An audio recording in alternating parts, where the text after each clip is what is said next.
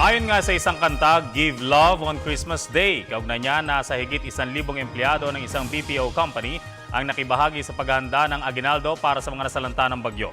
Ito ay ginanap sa taunang Day of Service ng naturang kumpanya. Ang kanilang masayang bayanihan, tunghayan sa balita ni Benj Bondo. Walang pinipiling panahon at larangan ang pagtutulungan. Ito ang ipinakita ng nasa 1,300 mga empleyado ng isang business process outsourcing company sa kanilang taunang Day of Service.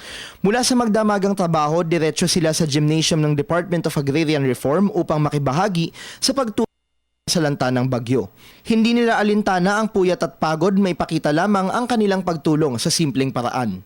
At ngayong nalalapit na ang Kapaskuhan, matingkad na berde ang kulay ng pagbibigayan dahil sa kanilang aginaldong naglalaman ng Noche Buena package na may kasama pang Christmas card. Taglay ang konseptong We Give Where We Live, hangad ng kumpanya na higit sa pagkakaloob ng material na bagay ay ang pagkalinga, pagmamahal at ang pagpapatotoo sa mga katagang walang iwanan para sa ating kapwang nangangailangan. Bukod pa rito, magbibigay rin ng financial assistance na umaabot sa 4.7 million pesos ang BPO company na ipamamahagi sa mga charitable organizations na tumutulong sa mga nasalanta ng kalamidad. In order to do well in business, you must do good in the communities where you work, live, and serve. And we give where we live is really just a euphemistic incarnation of that philosophy. Dumalo rin sa okasyon ng kauupo pa lamang na si Canadian Ambassador to the Philippines, Neil Reader. Kasabay ng kanyang pagkakatalaga ay ang pagtama ng Bagyong Yolanda sa Visayas. Kaugnay nito, isa ang Canada sa mga bansang agarang nagpaabot ng tulong sa Pilipinas.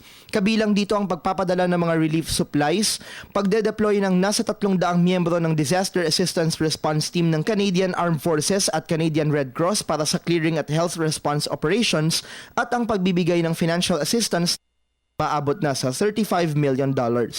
We're very proud of the support of Canadians for the typhoon relief effort, and we've seen now $35 million raised in Canada for typhoon relief. These are private donations from the pockets of Canadians.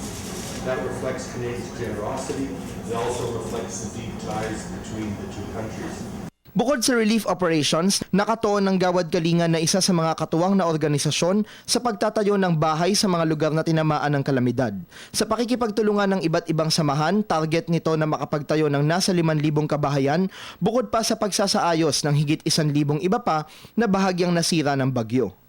Iba-iba man ang paraan, iisa ang patutunguhan. Ito ang bayanihang magpapasimulan ng pagbabago at magbibigay ng pag-asa sa muling pagbangon ng ating mga kababayan na siyang diwa ng Kapaskuhan.